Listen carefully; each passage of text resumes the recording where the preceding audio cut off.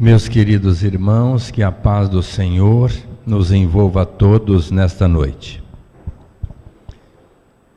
Existe um aforismo em relação à nossa doutrina espírita e que nós precisamos estar analisando com um pouco mais de cuidado para não tomarmos isso como uma verdade inconcussa, insofismável.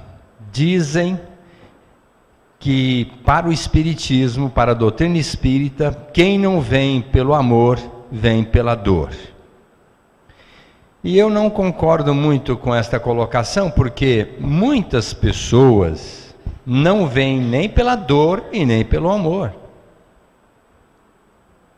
Enquanto que outras vêm pela dor, são atendidas, são assistidas, consoladas, e outras vêm pelo amor, ratificando a comprovação daquilo que já obtiveram, para escolher a doutrina como oportunidade de estar contactando com ela, adentrando-a, colocando-a em suas vidas. Agora, eu quero dizer que há uma verdade insofismável, que para se adentrar a doutrina espírita, permitir que ela adentre o seu interior, e a criatura não saia mais nunca da doutrina, é fundamental que a pessoa tenha um espírito lógico, racional, que possa realmente depreender a grandeza da doutrina espírita, porque ela é extremamente lógica. Quanto mais nós estudamos a doutrina espírita, mais nós vamos entender que ela é extremamente fundamental e importante para as nossas vidas. Eu tive a oportunidade outro dia de saber que um dirigente de uma casa espírita deixou a doutrina e foi para uma outra religião. E dizendo que está muito mais convencido de que aquela religião tem mais sentido do que a doutrina espírita. Evidentemente que na minha condição de análise, esta pessoa não tem espírito lógico, ou passou pela doutrina, mas não entendeu, não estudou em profundidade a doutrina espírita, porque se o fizesse, jamais, em hipótese alguma, teria deixado o espiritismo. Porque a doutrina veio exatamente para nos mostrar a importância da nossa vida em nível carnal e espiritual, e o que nós devemos fazer para lograrmos o melhor que a vida possa nos oferecer para o engrandecimento de nossas almas. Quando nós ficamos doentes do corpo, e ficamos doentes, todos nós nos adoecemos, e às vezes até precisamos baixar um hospital, fazer uma internação, às vezes precisamos até de uma cirurgia para resolver nosso problema, e nós vamos escolher um hospital, nós vamos escolher um médico, aquele médico terá seu assistente, e nós vamos buscar uma terapêutica para resolver nosso problema em nível orgânico. Em nível espiritual não é diferente. Nós já somos doentes espiritualmente. E precisamos buscar tratamentos para melhorar nossa condição psíquica, mental e espiritual. E para isso é fundamental uma casa religiosa, que nós entendemos ser um hospital, onde nós vamos ter ali os subsídios, o atendimento necessário para o refazimento de nosso espírito. Evidentemente que o médico é o Cristo. O seu assistente ou os seus assistentes são os espíritos. E a terapêutica é o Evangelho. Independente de qual seja a religião, para nós ficarmos curados espiritualmente, nós precisamos vivenciar o Evangelho de Jesus. E aí, a doutrina ser importante, a doutrina espírita, para explicar para nós aquilo que Jesus quis trazer-nos, no sentido de nos edificar espiritualmente. Tanto é que os benfeitores espirituais têm dito estudar Kardec para entender Jesus. Porque se nós não conhecermos a doutrina espírita, nós vamos questionar muito algumas coisas que Jesus colocou para nós. A começar que Jesus era, certamente o é, reencarnacionista. E somente através da reencarnação nós encontraremos explicações plausíveis, aceitáveis para tudo que nós estamos vivenciando no dia de hoje. De outra forma, seria muito difícil entender que Jesus tivesse agido com verdade e Deus fosse justo mediante aquilo que nós temos divisado no nosso dia a dia. Obviamente que dentro do Evangelho de Jesus, o ponto crucial para a nossa edificação é o amor. É o amor a Deus, o amor ao próximo e o amor a nós. Só que nós ainda não conseguimos dimensionar e dinamizar esse amor em nossas vidas. E por isso nós nos debatemos. Nós encontramos uma ciência ainda muito caótica em nível de nosso progresso espiritual. Porque ela descobre remédios e mais remédios, tecnologias e mais tecnologias, consegue aproximar mais os povos e, no entanto, não diminui a fome, não impede que haja guerra, não impede que haja atentado como esse que nós vimos agora em Boston, que é um absurdo. Enquanto que todos estavam lá correndo, se alegrando, participando, duas criaturas infelizes, logicamente secundadas ou primaciadas por outras criaturas, permitiram um desastre como aquele. Longe ainda de entender o verdadeiro sentido da vida, no seu aspecto moral e espiritual. Porque essas criaturas não têm nem ideia do que fizeram, e nem do que estará esperando por eles no porvir, mediante uma atitude tão infeliz.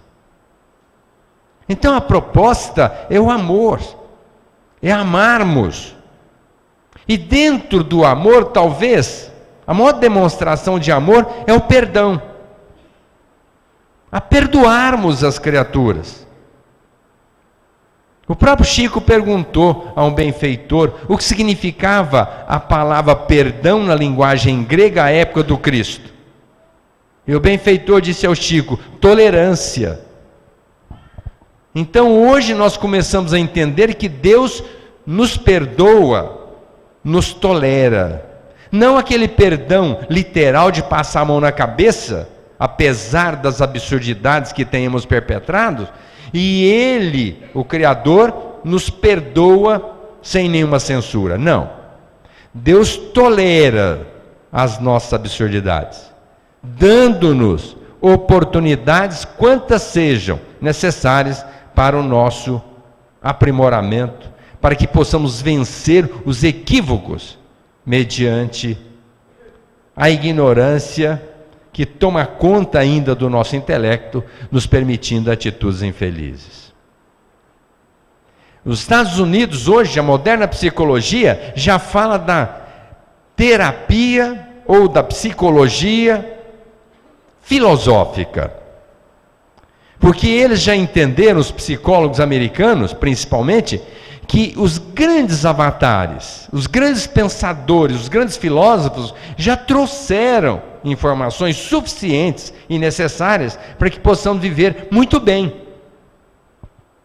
E se não vivemos bem, é porque ainda não demos importância a esses estudos, a essas análises, a essas respostas, e por consequência não vivemos aquilo que essas grandes almas se propuseram a trazer para nós.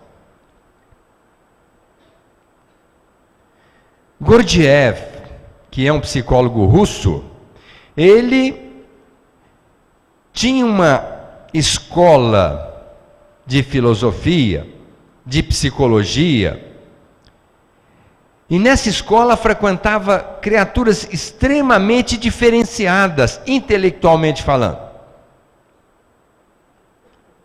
E lá também convivia com ele um homem por nome de Anton.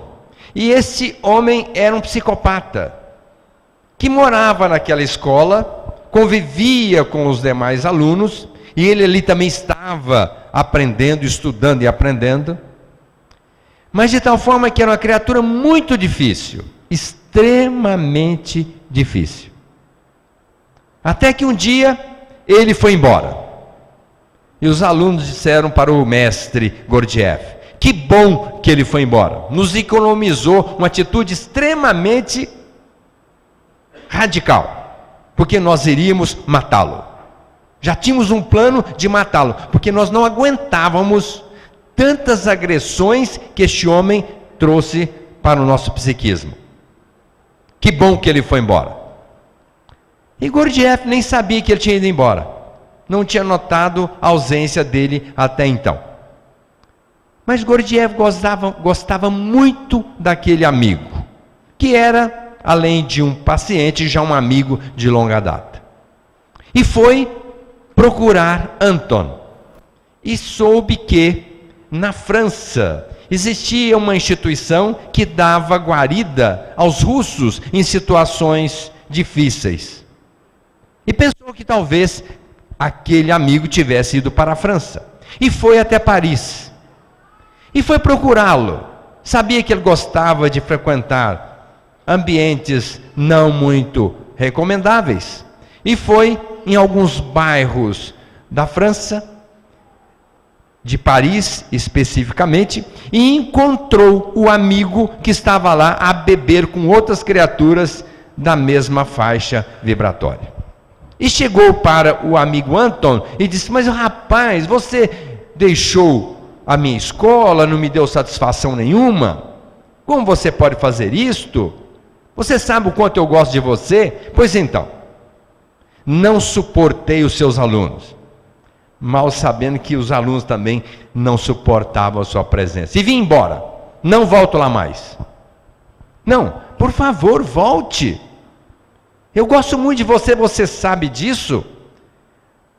As criaturas que frequentam a minha escola pagam regiamente, muito caro para frequentar a minha escola, e lá você morava de graça. Não, para lá eu não volto mais. Mas e se eu pagar você para frequentar a minha escola? Bom, quanto você paga? Aí já mudou de ideia. Já havia dentro dele um outro espírito. E fizeram uma negociação e acertaram. E Anton voltou para a escola de Gurdjieff. Pago para ficar lá, já morava de graça, agora iria receber um cachê para ficar na sua escola. E os alunos de Gurdjieff disseram: mas professor, o que o senhor fez? Eu trouxe Anton de volta. Estou muito feliz. Mas professor, nós temos uma triste notícia para o senhor. Mas como assim?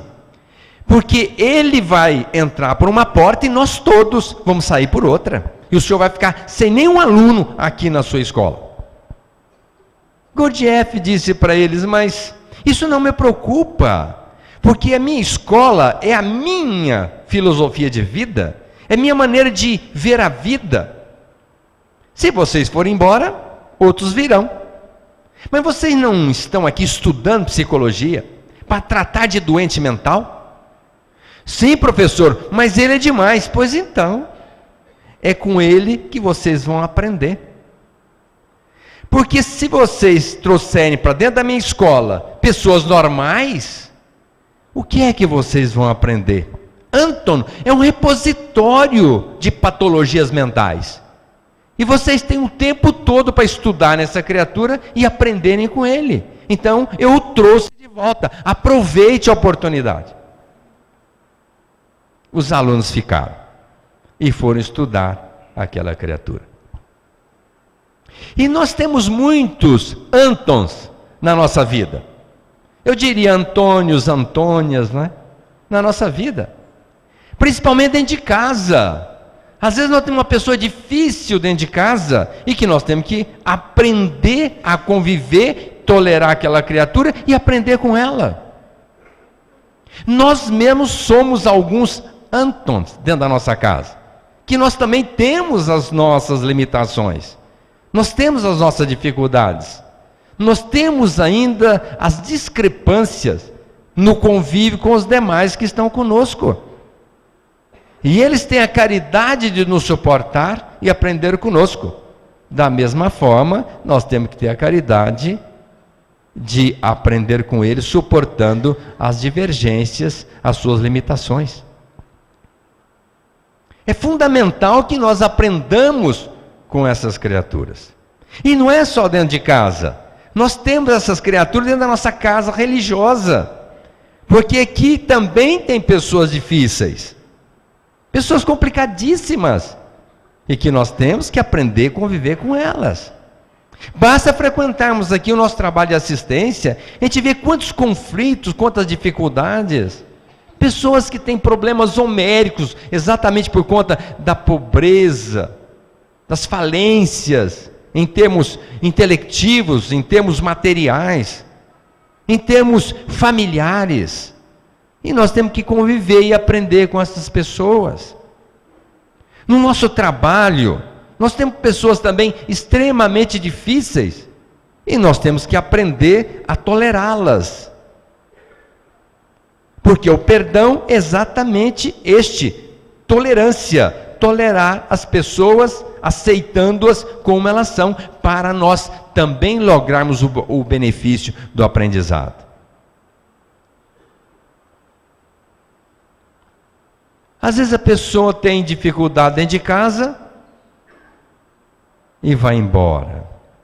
Perde a chance de crescer, de progredir, de melhorar dentro do reduto doméstico. Às vezes encontra alguma disparidade no ambiente de trabalho, larga e vai embora.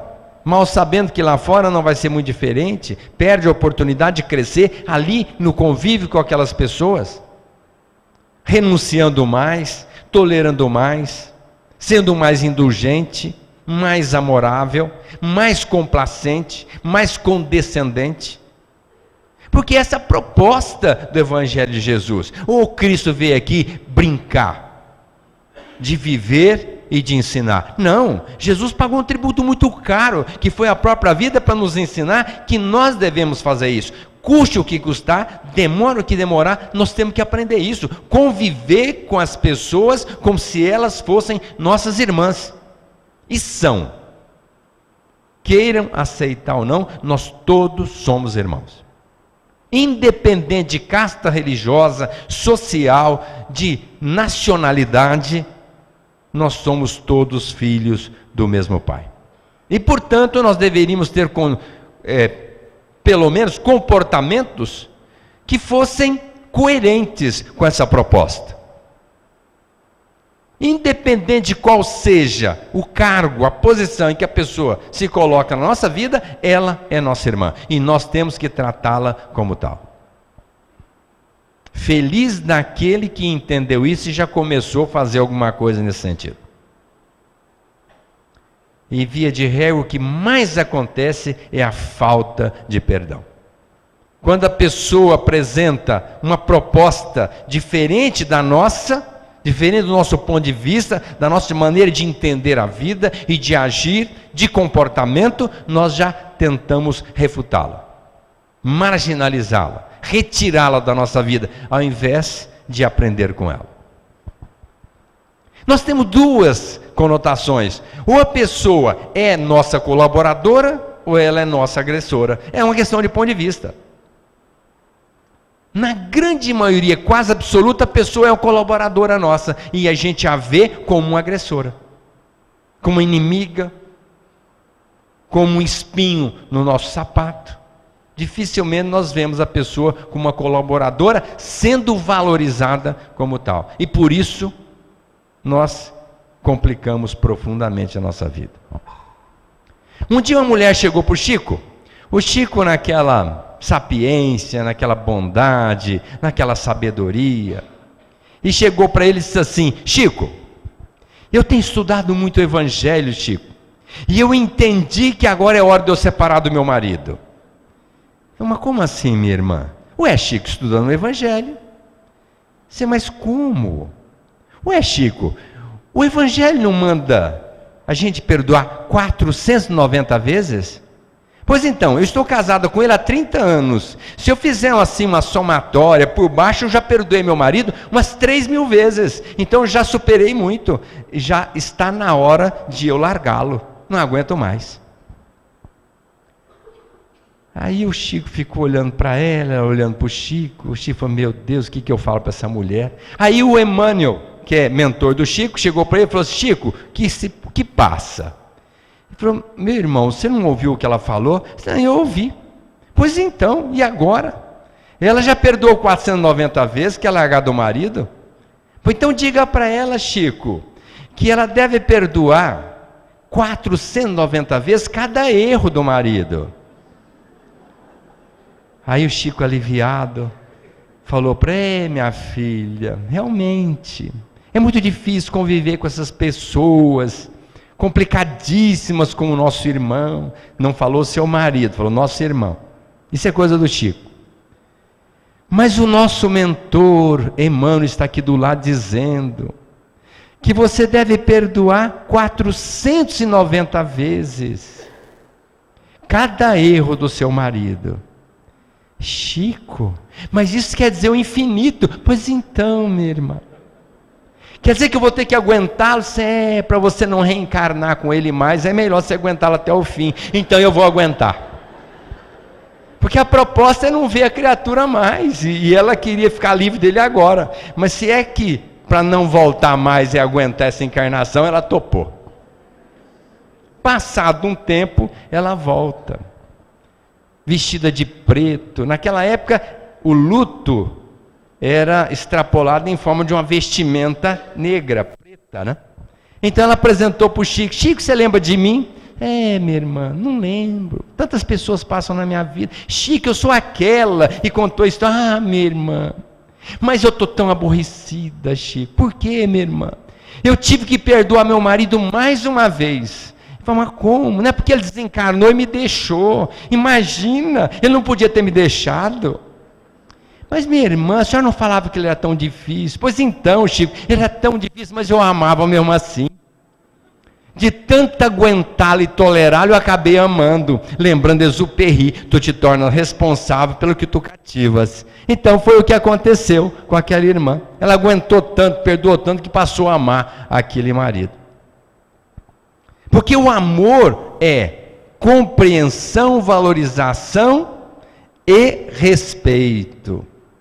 Se nós compreendermos uma pessoa na sua limitação, se nós valorizarmos-la e respeitarmos-la, nós a amamos. E foi o que ela fez. Fez uma análise e passou a respeitar, a valorizar e amar o seu marido. E, portanto, estava sofrendo ali com a sua ausência. E a gente às vezes fica analisando: por que todo mundo não pensa assim? Seria uma bênção na nossa vida a gente conviver com a pessoa, aceitando-a, tolerando-a, crescendo com ela, aprendendo com ela. Porque vocês já ouviram alguma vez que na lapidação de um diamante a gente usa flanela? Nunca ouvi. Para lapidar um diamante que está lá na ganga, meio às vezes a uma pedra, nós temos que usar uma lixa muito grossa. E depois que ela estiver perfeitinha, aí sim podemos usar uma flanela, mas ela tem que estar perfeita. Então como é que nós vamos lapidar nossa alma? Com flanela ou com lixa grossa? E às vezes nós temos uma lixa grossa dentro de casa e a gente não quer. Uma lixa grossa lá fora no trabalho, no trânsito. Olha onde a gente tem lixa grossa, no trânsito. Quantas pessoas chegam para nós e fazem absurdidades e a gente tem que engolir e falar, não, tudo bem, vai com Deus, meu irmão. Ao invés de fazer aquele gesto que muita gente faz. É a tolerância que nós estamos aprendendo, a paciência que a gente está aprendendo. Diz Jesus, se não sois fiéis nas pequenas causas, que dirá nas grandes? E a falta de perdão, de tolerância, gera doença. Em nível físico e em nível espiritual. A moderna neurociência analisou o cérebro e percebeu que o cérebro produz 65 substâncias já detectadas, que eles chamaram de cerebrinas. Cerebrinas. E essas substâncias, através do eixo neuronal, endócrino e de outros sistemas do nosso organismo, fazem uma ação dentro da nossa célula. E nós sofremos de imediato a repercussão de qualquer elaboração do nosso cérebro. A física quântica e a própria neurociência, no seu sentido mais lato, mais amplo, perceberam que quando nós estamos muito aborrecidos, o nosso cérebro produz elétrons, cargas negativas, que envolvem o nosso psiquismo, fazendo com que nós sintamos um desconforto imediato por conta do nosso desajuste mental. Isso é automático. É automático. Quando nós estamos muito bem, o cérebro produz fótons, que são elementos atômicos, elementos positivos, e que trazem para nós uma sensação muito gostosa, muito salutar.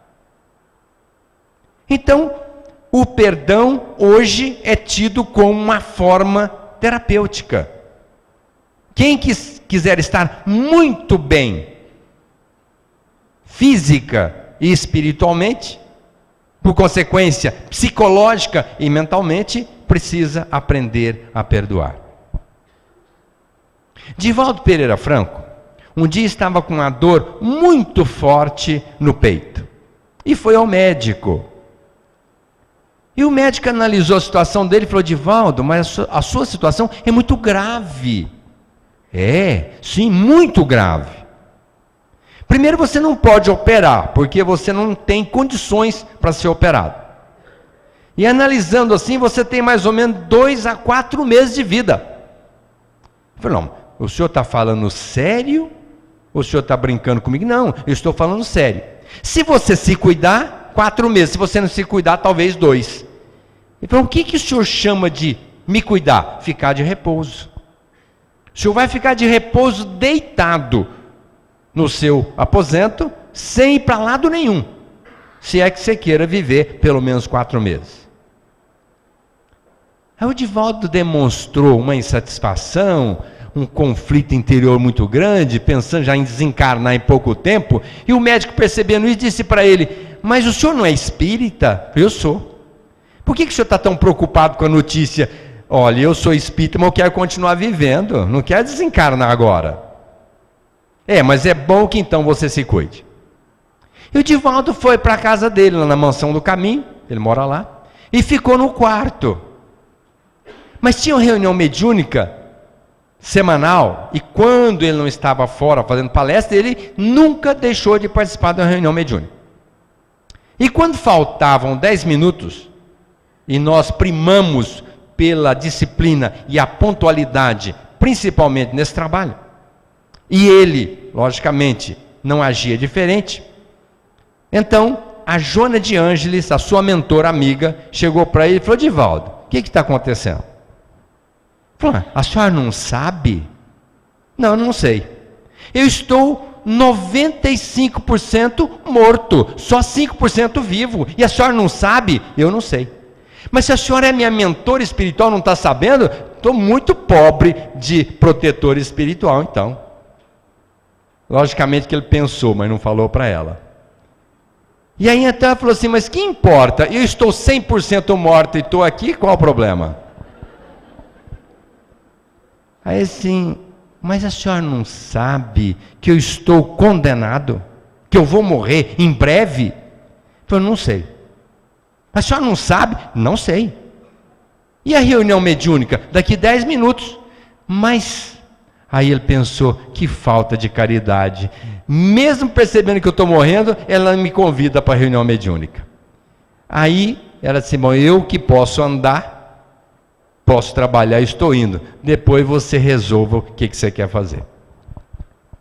Divaldo pensou rapidamente, tinha uma campainha, chamou alguém e veio um filho dele. Porque o Divaldo, registrado no seu nome, ele tem mais de 2.000 filhos que foram deixados na casa do caminho, na mansão do caminho, e que ele registrou no seu próprio nome e cuidou, criou essas criaturas. Então apareceu um filho oligofrênico, doente mental, forte, mas doente mental, para atendê-lo. Aí ele disse assim: meu filho, eu preciso que você me leve até a sala de reunião mediúnica. E aquele moço deu o braço para o Divaldo vai indo com ele. Parou no caminho, aquele moço olhou para ele e falou assim: tio Divaldo, porque assim ele é chamado pelos filhos. Tio Divaldo, o senhor sabe que eu vejo espírito? Não, meu filho, você me falou certa vez que você vê espírito. E eu estou vendo o senhor já morreu? Aí o Divaldo disse: não, meu filho, eu estou vivo ainda.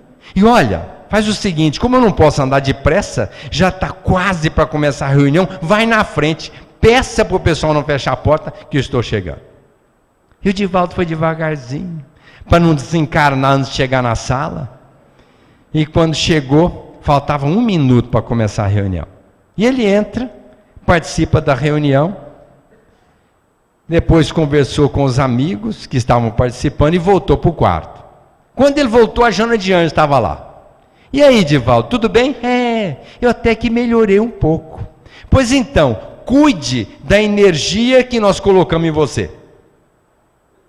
E eu quero lhe acrescentar: se você quiser viver longamente, trabalhe mais. Se quiser desencarnar cedo, fica deitado aí na cama. Logicamente que Divaldo, no outro dia, levantou e esqueceu da sua doença. Mas passado um tempo, ele estava com a dor no peito, uma angina muito forte. E aí a Joana de Ângeles apareceu para ele. O que está acontecendo, Divaldo? Pois então, minha irmã, eu estou com a dor no peito aqui insuportável. Se eu pudesse falar que Deus errou em alguma coisa, foi criar angina, porque dói muito. Pois então, mas você sabe que você é o grande responsável por essa dor? Mas como assim? Porque essa dor, via de regra, a dor no coração é por um sentimento muito infeliz que você tem albergado no seu coração.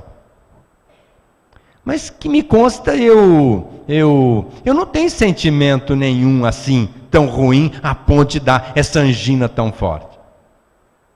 Não. Vá para frente do espelho.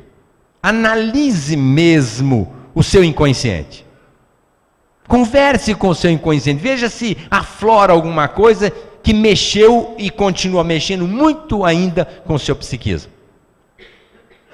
E aí ele lembrou que em 1962 ele tinha tido uma desavença muito grande com algumas criaturas. E ele, naquela época, teve uma depressão tão forte e chegou a emagrecer 15 quilos no mês. Mas aí se deu conta que tinha pela racionalidade, pelo conhecimento da doutrina, que ele teria que se harmonizar com aquelas pessoas, senão ele iria desencarnar.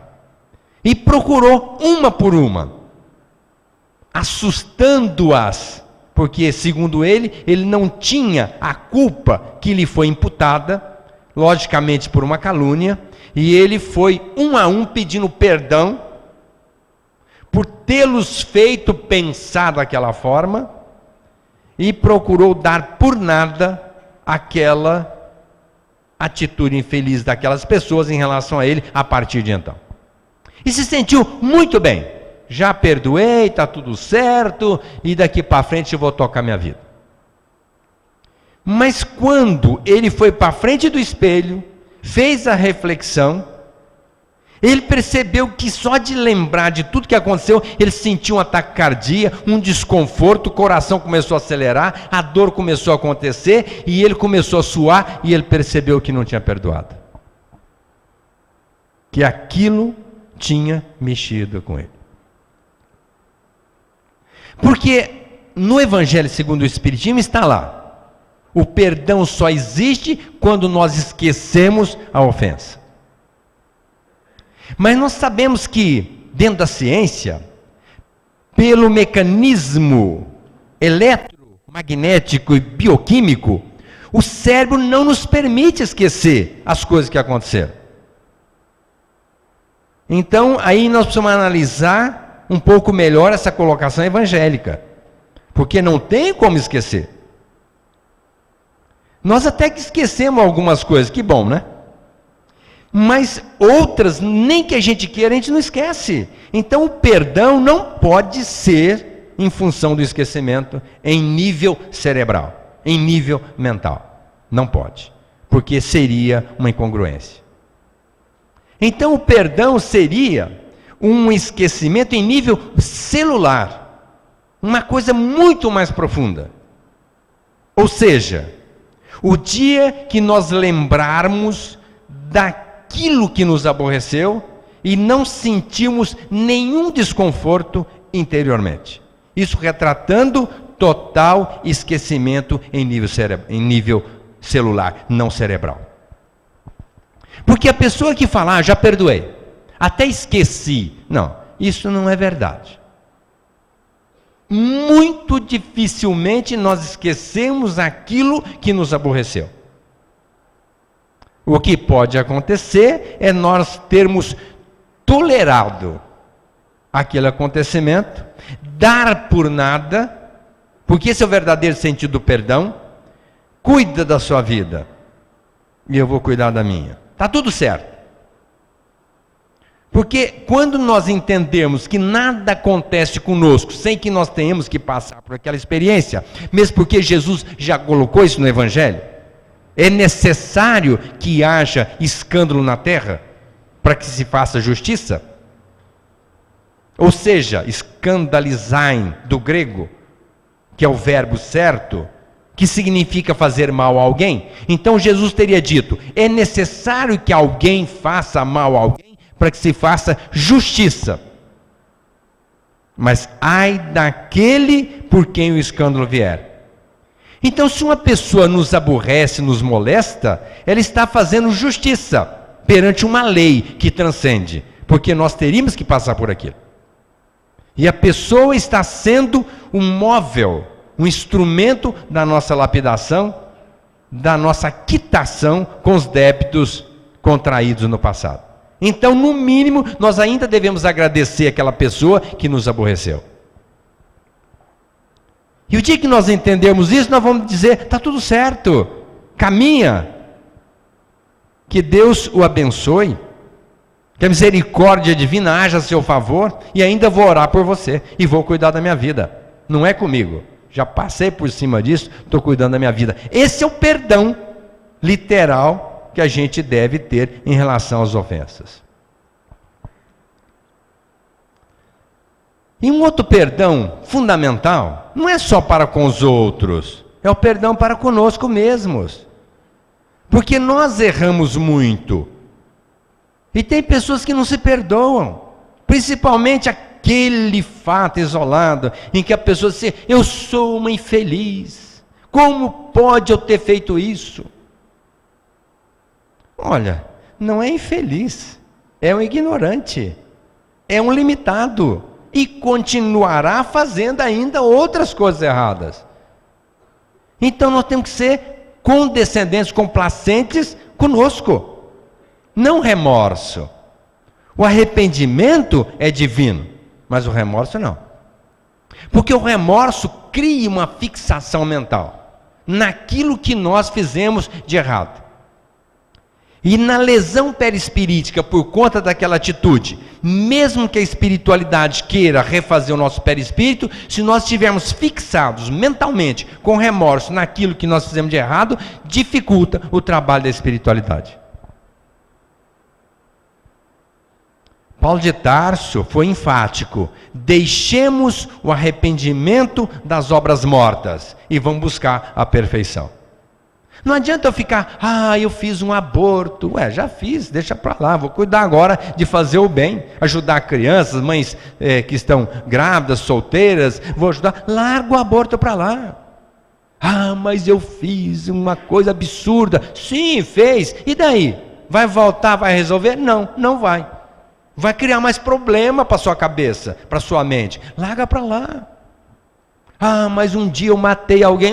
Matou, infelizmente matou. Agora tenta salvar os outros que ficaram por aí. Faça alguma coisa no bem. Porque isso, se você mudar o seu teor mental, começar a deixar isso para lá e fizer o bem, certamente a sua pena será atenuada lá para frente. Agora, se você fixar mentalmente, cria ninho para as trevas. Processo obsessivo em cima, porque a obsessão muitas das vezes acontece em cima de pensamento fixo, em cima de alguma coisa que nos aborrece profundamente, a ponto de nos tornar pessoas amargas, sofridas. Então, vamos nos perdoar. Nós não temos esse cacife todo de se sentir muito, um remorso muito grande, se agredir tanto, achando que nós somos criaturas diferentes das outras. Não, nós falhamos, nós temos erros homéricos. O que nós não podemos é compactuar com eles. Eu sou assim mesmo, vou continuar errando, Não, peraí, não é isso. Se nós já percebemos o erro, a falha, vamos cuidar agora de não errar mais. Essa é a proposta de Paulo. Deixemos o arrependimento das obras mortas. Vamos buscar a perfeição. E nós espíritas, mais ainda temos responsabilidade sobre isso.